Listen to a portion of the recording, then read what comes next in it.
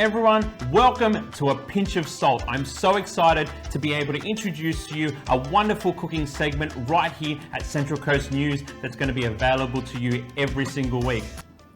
Next to me is a true friend, one of the greats at the Central Coast Mariners, Yaren Sozer. Good afternoon. Good afternoon. Thanks for having me. Mate, absolute pleasure having you here in the studio, and I can't wait to cook a little bit about like Turkish food, which is where you're from. Yep. Tell us a little bit where you started. Like, where are you born? Where did you get raised? Whereabouts? Yeah, so I'm originally from Melbourne. I was born and raised there.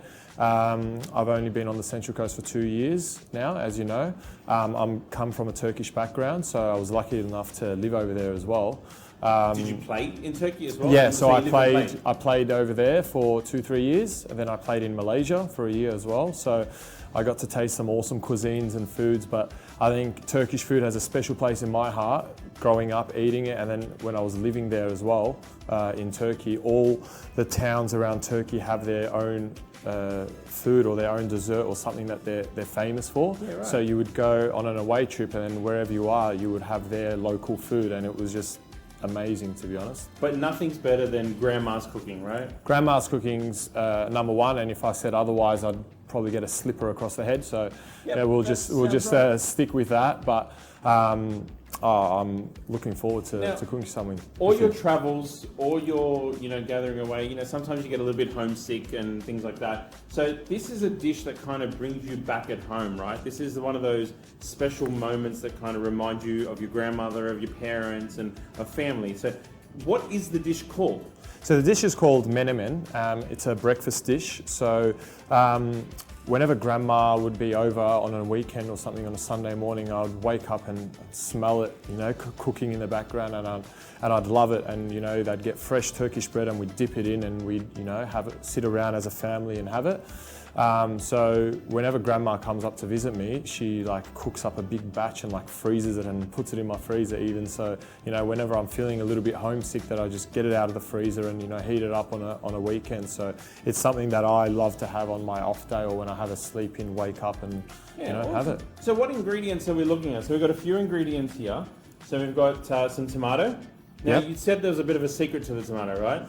Yeah. So you want softish tomatoes to dice them up really thin when you put it in. So the onion is optional, right? So the onion you can go with or without, but I think because grandma's grown up with the onion, I think it'd be absolutely rude not to. So we have to go with the onion. Yeah. And it's just a medley of vegetables, capsicum, whatever. That better not be coriander, by the way. No, definitely not coriander. So just in case anybody doesn't know, Yaren does not like coriander. So if you see him in your restaurant, you invite him to your house, make sure you give him lots of coriander, because we have to change this this kind of thing. He's a little bit emotional when it comes to coriander. This is parsley, so it's okay. So get rid of it. He's even shown me Facebook pages that I hate coriander Facebook page. I'm passionate. Passionate about not liking coriander. One of the things I love about this tomato and the capsicum, you're talking about it being soft and things like that. So you can still cook with things that are kind of you think that are going bad or things that aren't going good. This is a wonderful dish that you can actually put and actually use and cook. Yeah. It tastes good, right? Yeah, exactly. Yeah, great. So while I chop up the onions and do a few things, I want to ask you a few questions about your journey, your journey into the football world. Yeah. How does it start? Where did you begin? Where did the passion lie? And then eventually, how did you end up in the goals? Yeah, great question. So I think coming from a Turkish background, dad, granddad, all my family are super passionate about football. So because of the time difference living in Australia, Dad would be up at 3 a.m, 4 a.m. watching Galatasaray games, back home. And ever since I was a little kid, I remember just waking up and jumping under the blanket with Dad and, watching some football games. And I think that passion ran in the family. So very early on, I started playing with my friends, and then joined when I was under 6s or under 7s. And I think the journey for a goalkeeper started very young for me. I was probably 7 or 8, and then one day they had a spot in goals, and the coach asked who wants to go in goals, and I put my hand up. I think the encouragement from all the parents and my teammates just clapping and cheering you on, and I made a couple of saves, and I thought, I love this. So before I knew it, Mum and Dad got me my little goalkeeper gloves and my little goalkeeper jersey, and the rest is history, really. And then, like you said, now you've kind of started off in goals. You know, you've started your career, or not really your career at this point. This is just fun and games. Yeah. When did you actually realise that this can actually be a career? Like, when did you feel like, okay, I'm putting in so much hard work, I'm putting all this effort in. When was that leap to go, oh wow, I might actually become a professional soccer player? Yeah, I think when I was 13, 14, up until then it was just fun and games with my friends. But after I started to get selected into, you know, some state teams, or then some talent identification camps, and then eventually into some junior national teams, I realised, hang on, I might actually be able to make a career out of this. And I think my focus shifted a little bit from just having fun with my friends to, you know, really getting into shape and pushing the boundaries to try and, you know, make it to that professional scene, that professional level. You say getting into shape, like, and one of the things that I've noticed is when you come in and I'm cooking for you and things like that, you're very regimented about your diet and what you put in. Is there any advice that you can give to, you know, any of the young listeners, or even some of the parents that are hoping for their kids to hopefully become a professional soccer player, about their diet and about their regimes and things like that? Yeah, so eating clean is so you know, important for us. I think I try closer to a game to increase my carb intake, so carbohydrates, so like your pastas, your rices, all that kind of thing. And then on big training days, I try and increase my protein intake, so maybe some more steak, some chicken, some fish, with lots of vegetables as well. So according to my day of training, usually when I come into you, I say I've had a big gym session or whatever, I want more protein, or I've got a game coming up, I need some more carbs. So just tailor your diet around your training schedule, basically. Yeah, right. Now, you kind of now have travelled in, you've kind of, you know, you've done your soccer, you've played your games, you've kind of now come to about, 15, 16 before you start to realise that I'm going to become a pro one day. Yeah. What was your first pro journey, and how did it feel to get that phone call to say, like, where did you start, for example, and how was that phone call to say, we want you for our team? Yeah, I still remember. So the first time I went into a professional setup was at Melbourne City, and I spent about 4 or 5 years there. And it started off as a trial with the youth team, and I think I was 16 at the time. And then hearing that I got my youth contract there, I was over the moon. My family had all come around. We had the big Turkish barbecue, all the meats were out. And that was a big celebration, and you know, that was super exciting for me. But the thing was, I was going through year 11 and year 12 at the same time. So I was training full-time football and also trying to juggle my school, my study. And my parents were really supportive, and they said that you have to finish your school, you have to do that 100%, give you 100%.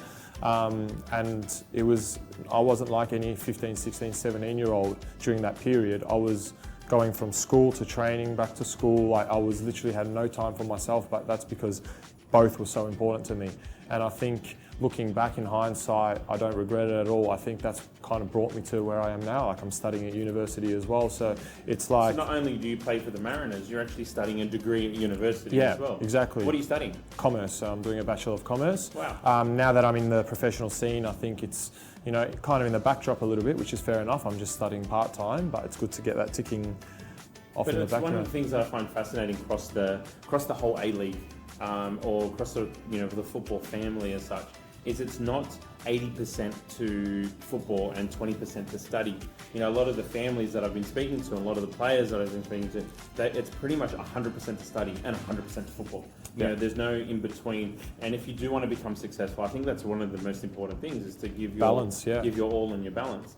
Now, I've chopped everything up. I don't know how you've done that so quickly, by the way. Like, I would have been crying by now. Is that why you're wearing? Is that why you're wearing glasses? The red glasses. It makes my eyes not look so red. Maybe that's the trick. The might wear glasses next time. So what I've got here is onion, tomatoes, a couple of colours of capsicum, some garlic, some chili, and then obviously we're going to use some parsley a little bit later.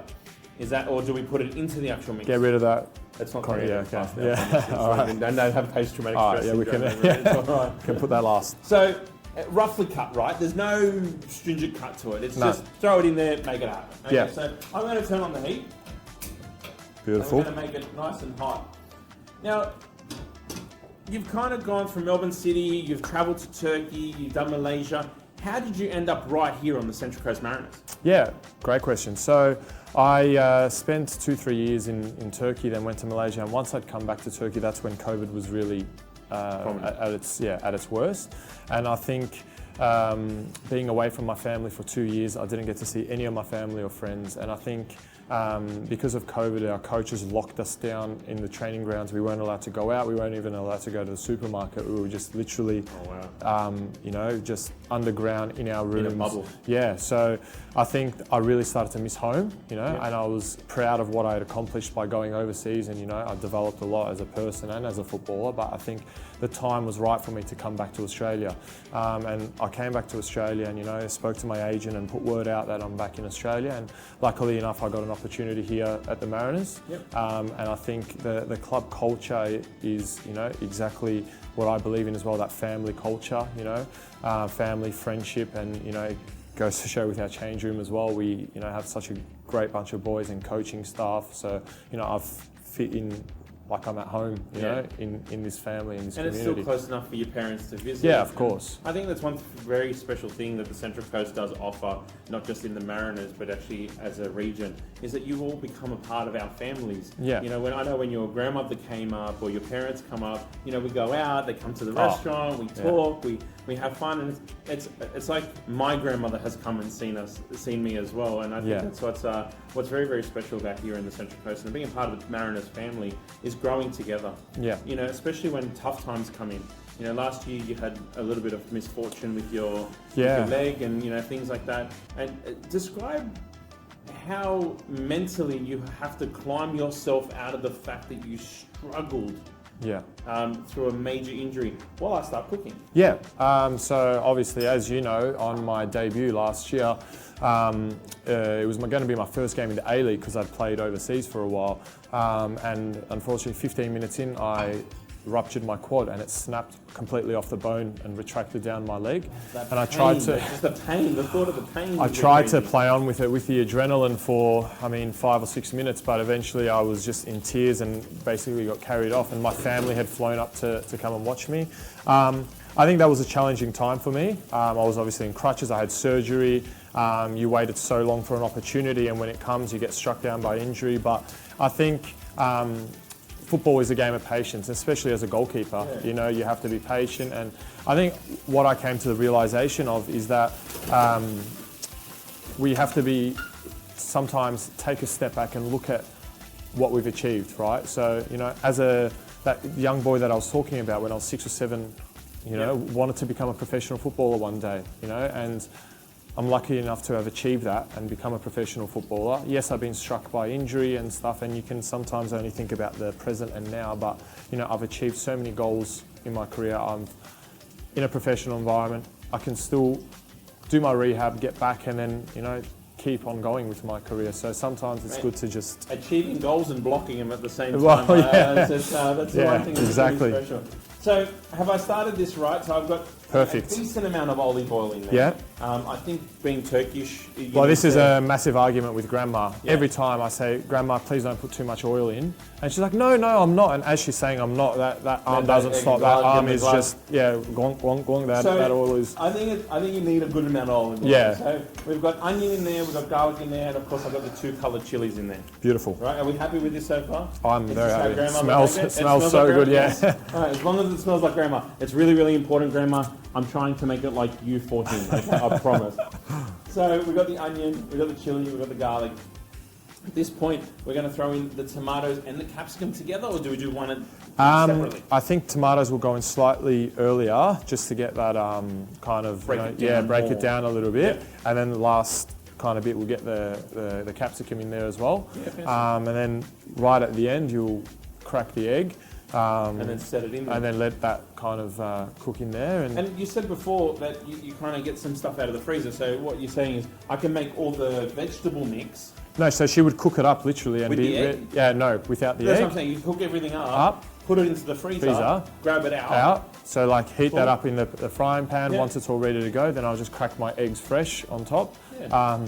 You can play around with it. You can put a bit of feta cheese or something on top, or you can put all these kind of spin-offs. But this is the core. This is the All right, cool. So stay I'm going put. to throw in the tomatoes now. Yep. Now, I heard a couple of things about you, Yaren, in the locker rooms. Definitely not true. Right. Cut. Cut. I think there's you're like the molder and the support to the whole team, right? Like you kind of make sure the team stays on track.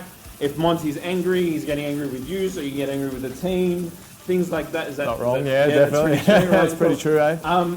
But tell me about the team itself, and like what you're finding within that team and within that family. Is it feel like a bunch of blokes getting together, having some fun on the pitch, and really achieving goals?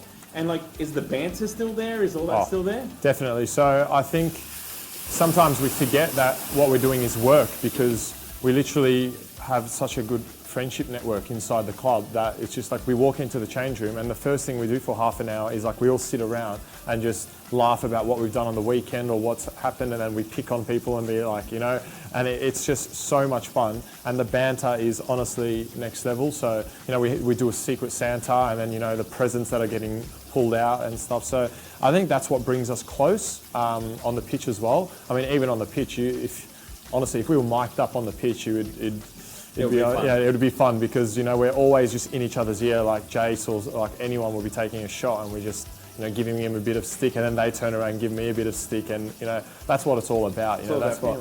Yeah. So and that means that you're in charge of this thing that I keep on hearing. Put a fines system. I'm in charge of the fines, and sometimes that that doesn't make me a popular person at the club sometimes. So we have a fine list of probably 40, 50 different items that range from serious offences like late to training or a game, or forgetting to do something, to some more like light-hearted ones, like if you're at an airport and you get a security check, like the random drug test, that's a fine. If it's your birthday and you don't bring a cake in, that's a fine. And then if the cake's no good, it's still a fine. So deemed by me. So where do these fines go? So we've come bad up with haircut fines. Yeah. And everyone pays happily. Yeah. Right? And where does it go? I definitely wouldn't say happily. Like I've got my notebook out, and then I'm writing your little black book in your pencil. like writing it down. And then it's all fun and games, but we collect all that money at the end of the month. I tally it up. And then that is kept in a kitty, what we call a kitty, and I keep all that money. And then every month or so, we'd organise like a team event. So it might be out dinner and drinks, or we might go, like last time we went on a private a yacht, which you thankfully catered all the food for, and the boys are still buzzing about. So this is one thing I'm fascinating, because like a lot of people ask me about teams and how to get team morale up and things like that. As something as simple as putting in a fine system and coming up with quirky, fun fines. And it's not about the money, it's not about the fines. It's about what the end goal is, and it's to bring you guys together and have more of a humble team. Yeah. It really makes it special that even at an A-League level, you're still having that humbleness together and as a team together. Yeah. That's pretty cool. Yeah, absolutely. We always go out together when we go to do it, and I'm actually in the process of trying to figure out what to do next, with our fine money. But that's cool. Yeah, it's just something we do. Tomatoes look like they're breaking down a little bit. I'm going to throw in the capsicum.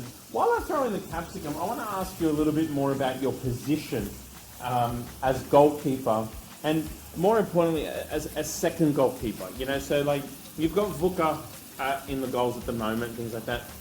What role as the second do you play? Because in my belief, it's more important, if not just as important, to be that second, because you're relied on a lot more, and you're trusted a lot more with the team morale, as well as going, I've got your back. Yeah, like it is a niche position. It's it's unique in a sense of I think goalkeepers as a whole, we're a team within our team as well. So like we call it our goalkeeper union, and Vuka and I get along really well, and my job is to push him to be better, and make sure he's feeling good, he's trained well throughout the week, just always have someone pushing him, and on match day make sure he feels comfortable. But at the same time, I need to be ready as well, because with football you never know. I might be thrown in at any point during the season.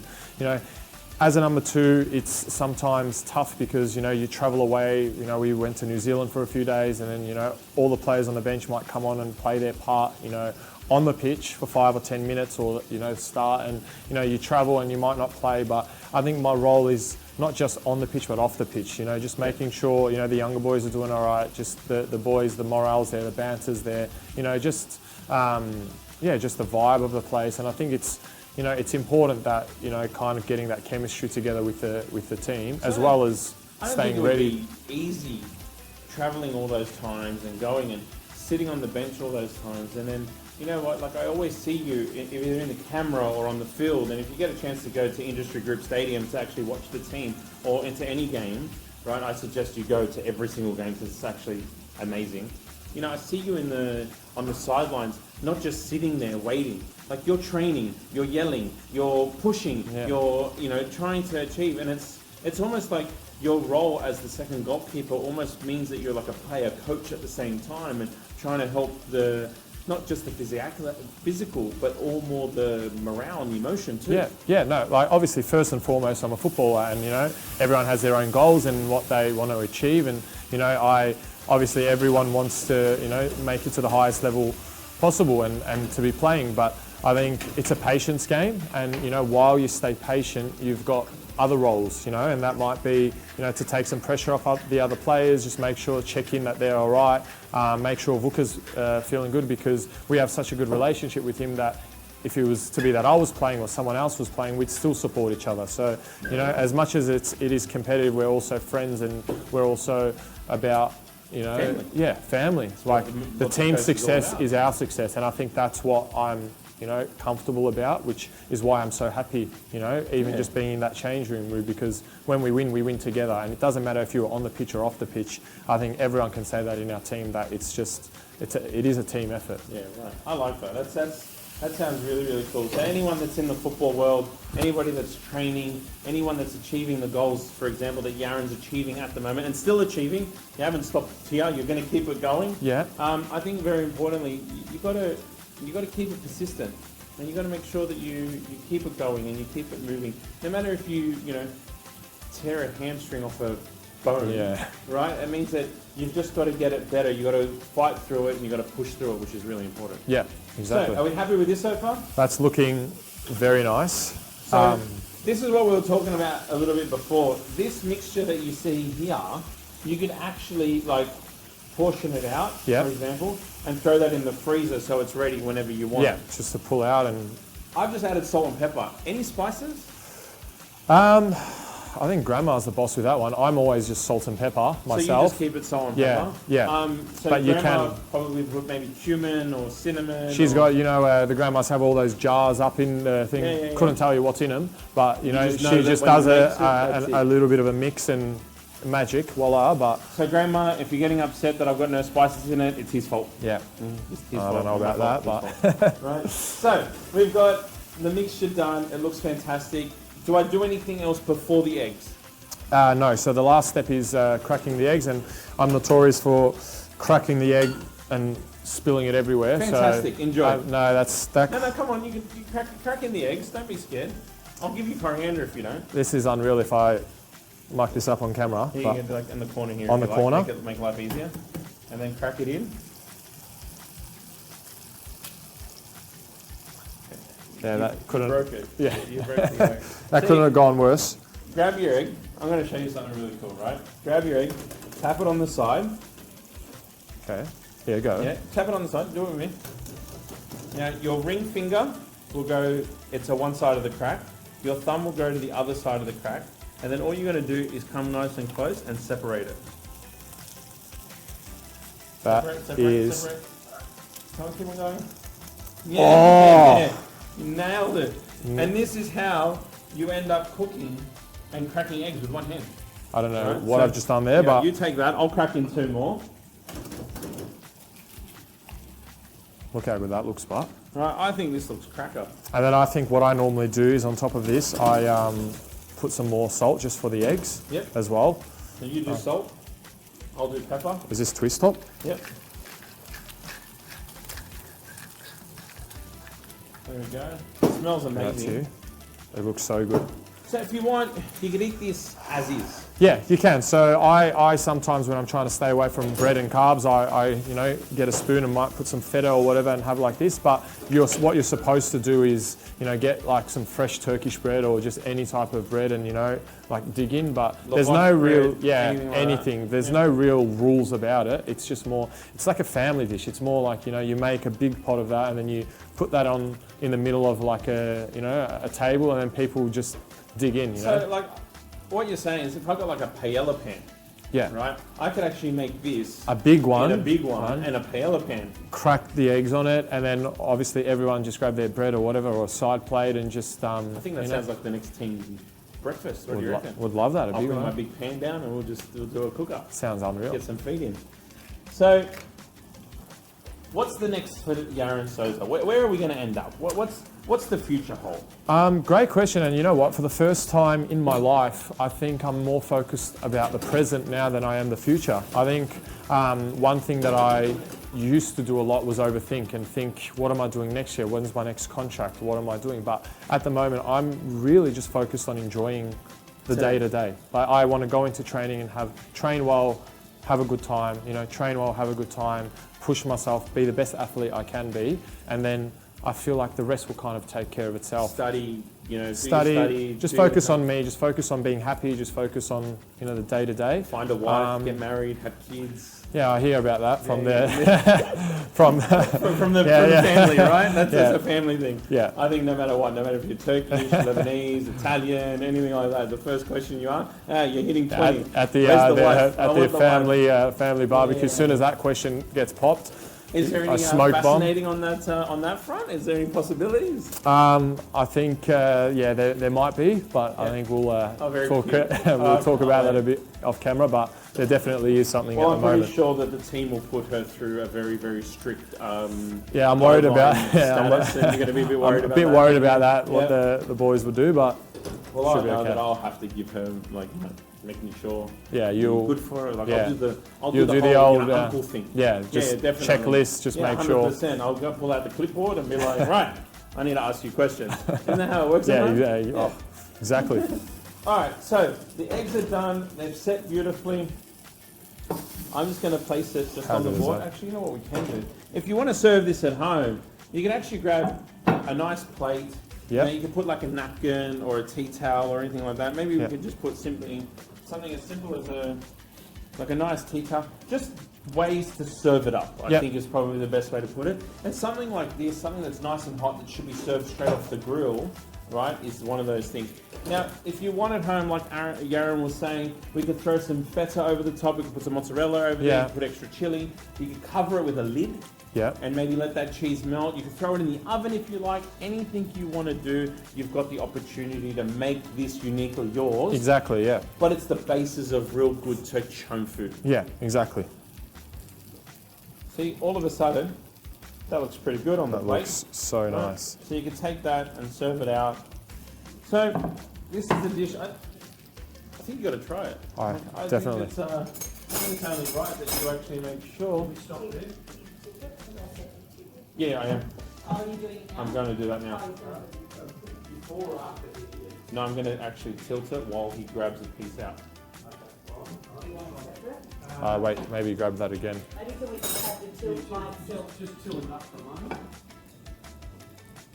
Should you face it more towards Paul? No, that can Yeah, that's the angle. that'll it. Away you go, keep going down. So what we've got here is you can see the wonderful colour of the red, the green, that beautiful fresh yolk.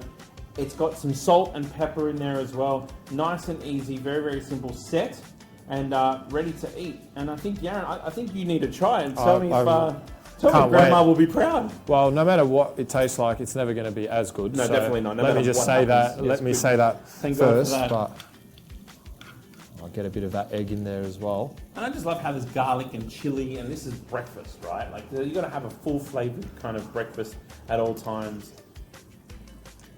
Moment of silence. Not just saying that. That is really good. You have to try it as well. Well, I've got to say, thank you very, very much for teaching me this. That is very nice. One of the things I love is showcasing. It's very hot. Careful. I've noticed you got. Yeah. You can blow it on for me. No.